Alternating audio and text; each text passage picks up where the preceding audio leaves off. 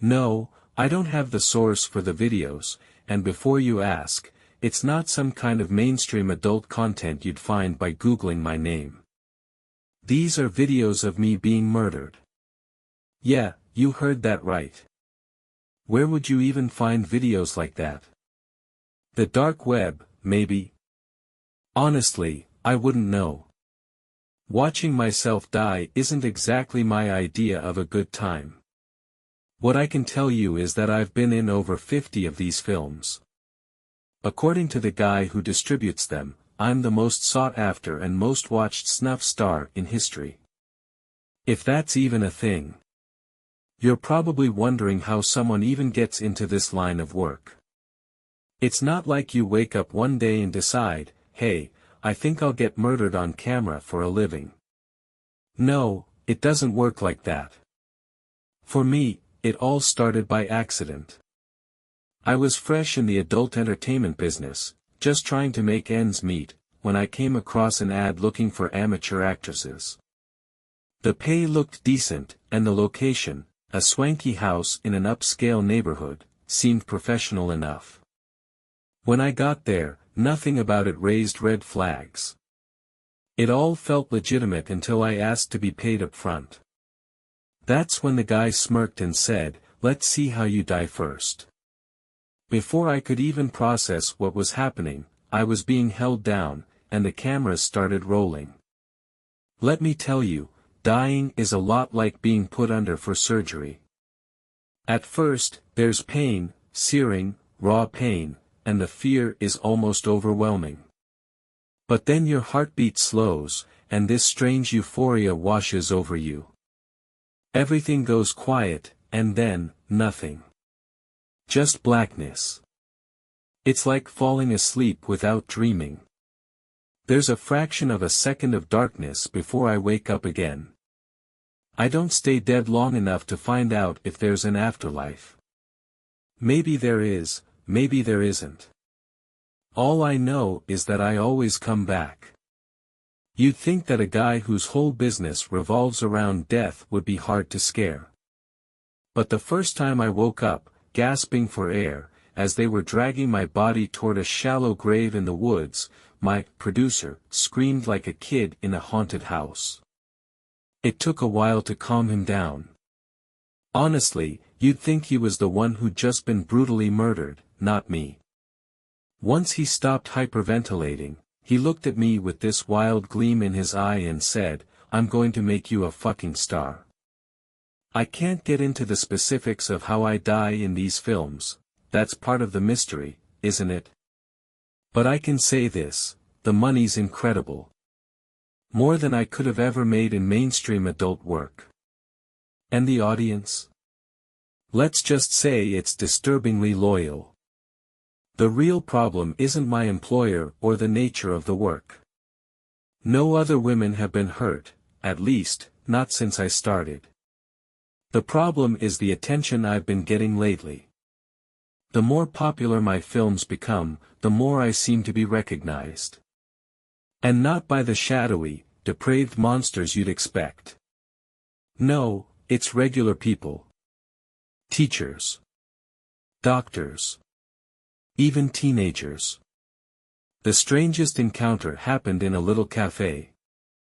I was sitting there, nursing a latte, when a young dad walked in with his 2 daughters. He kept glancing at me, his brow furrowed like he was trying to place me. His kids, meanwhile, were happily munching on chocolate muffins. I knew what was coming. I've seen that look before. As I was finishing my drink, he walked over to my table, a strange grin tugging at his lips. "Do I know you from somewhere?" he asked. I was in my usual comfy clothes, a baggy t-shirt and sweatpants. Nothing flashy.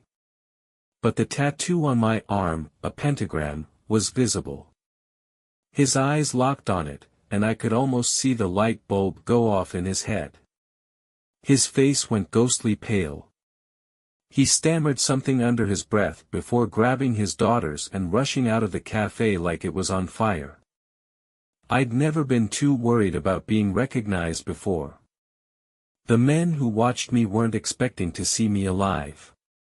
And as for the tattoo, lots of girls have similar designs.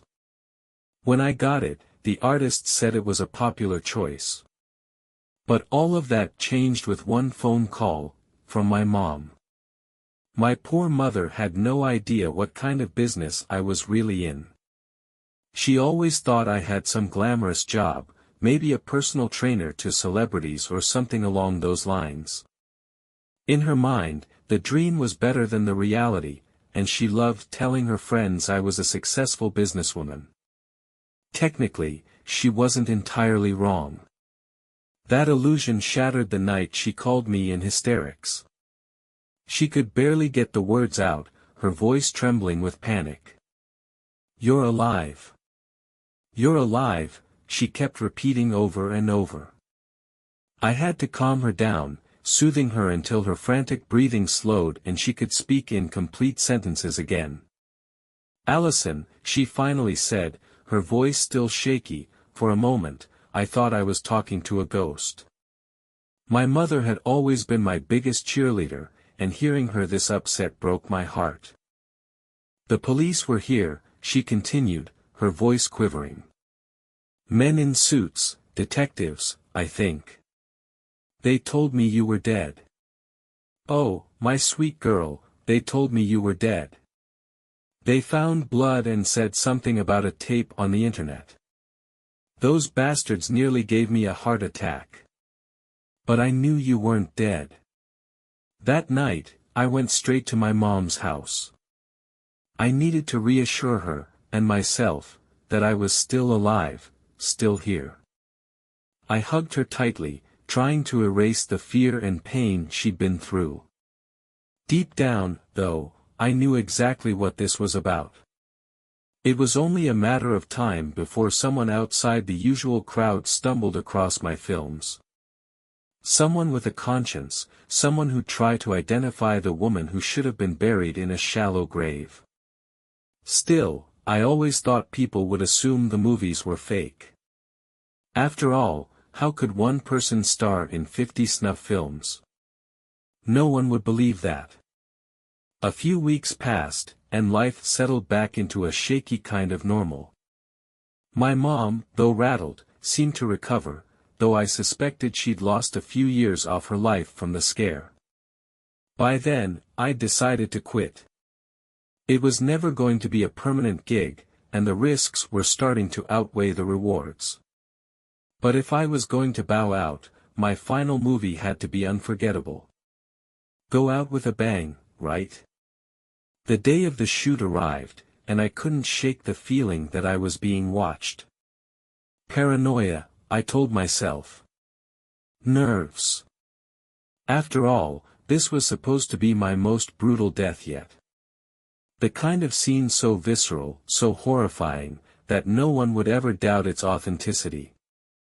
And the fact that it was my farewell performance made it all the more believable. I knew it would hurt, it always did, but the pain never lasted long.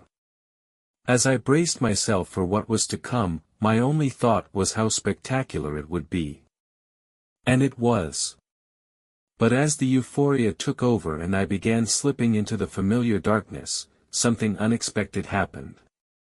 Men in SWAT gear burst into the room, followed closely by men in suits.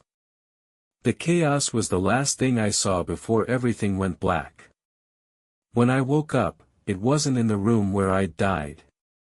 Instead, I found myself lying on a cold metal slab, the sterile smell of antiseptic filling my nose. The room looked like some kind of operating theater, and two men in suits stood nearby. One of them was grinning, while the other casually pulled a $50 bill from his wallet and handed it over. "Welcome back," said the grinning man, tucking the bill into his pocket. "I just bet my colleague $50 that you'd come back from the dead." He leaned in closer, his expression one of admiration. "I must say, I'm a big fan of your work. Damsel in the Dungeon is my personal favorite." His smile widened as he spoke, but there was something unnerving about it. For the first time in my strange career, I felt genuine fear. Panic surged through me as I tried to sit up, my heart racing. The two men exchanged amused glances before one of them handed me a hospital gown. "Where am I?" I managed to ask, my voice shaking. "You have nothing to worry about," said one of the men, a smirk tugging at his lips. "It's not like we're going to kill you." Both men burst into laughter, the sound echoing off the cold, sterile walls. I didn't share their amusement. My skin crawled as they guided me into what looked like an interrogation room. They gestured for me to sit at a metal table, then took seats across from me. The fluorescent lighting buzzed overhead, harsh and unforgiving. "You still haven't told me who you are," I said, my voice tense. "And why I'm here." The smirks faded. The taller of the two leaned forward, his demeanor shifting to something far more serious. "Apologies for the confusion. My name is Agent Harris, and this is my colleague, Agent Butler." "Agents?" I asked, my stomach twisting. "Are you FBI or something?" Agent Butler let out a short, derisive laugh. "Close. We're CIA. CIA." The word hit me like a freight train. Whatever this was, it wasn't small time. "What do you want with me?" I asked, trying to keep the tremor out of my voice. I didn't know dying was illegal. Agent Harris pulled a photograph from a manila folder and slid it across the table. "We need your help with a matter of national security." I glanced down at the photo. It showed a woman with sharp, elegant features and eyes that radiated a haunting sadness. Her hair was a glossy auburn, her outfit impeccably tailored. But it wasn't just her sophistication that caught my attention, it was how much she looked like me. Same face, same build. She could have been my twin if not for the expensive clothes and the polished veneer. "This," Harris began, his tone grave, "is Natalia Volkov. She's the wife of Sergei Shoigu, the Russian Minister of Defense." "And?" I said, my voice flat. "What does that have to do with me?" Agent Butler leaned forward, his gaze piercing. "Natalia knows things that could change everything. Classified intelligence, names, operations. But her husband? He's not exactly the type to let her walk away. She's practically a prisoner." I narrowed my eyes, skepticism creeping in. "Okay, but what does any of that have to do with me?" The agents exchanged a glance, a silent conversation passing between them. Harris was the first to break the silence. "Even if we managed to extract her, we couldn't guarantee her safety. Shoigu's reach is long, and his retribution would be swift. The only way to ensure her survival is to make it look like she's no longer alive." The pieces clicked into place. My mind raced as I connected the dots. "So, you want to fake her death?" Harris nodded. "Exactly. And you want me to do it," I said, the realization sinking in. "Because of my special talent." Butler smirked. "She catches on quick. I like her already."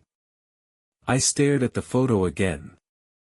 Natalia's eyes seemed to plead with me, even through the glossy print. She looked like a woman who'd been fighting a losing battle for too long, trapped in a gilded cage. "How much does this gig pay?" I finally asked, leaning back in my chair. Butler chuckled, but Harris leaned forward, his expression earnest. "Let's just say the financial compensation would be substantial. But more than that, you'd be saving a life. Maybe even preventing a war." I exhaled, the weight of their words settling over me. Saving lives? Preventing a war? It sounded like something out of a spy thriller, not my bizarre, death-obsessed existence. Still, I couldn't deny the pull of it, both the danger and the possibility of redemption. "Okay," I said, setting the photo down. "Let's talk details." The two agents exchanged a satisfied look. Harris opened the folder and pulled out a stack of documents, while Butler leaned back in his chair, a smirk still playing on his lips. "This," Harris said, tapping the papers, "is going to be your most convincing performance yet." And just like that, I was back in the game, but this time, the stakes were higher than ever.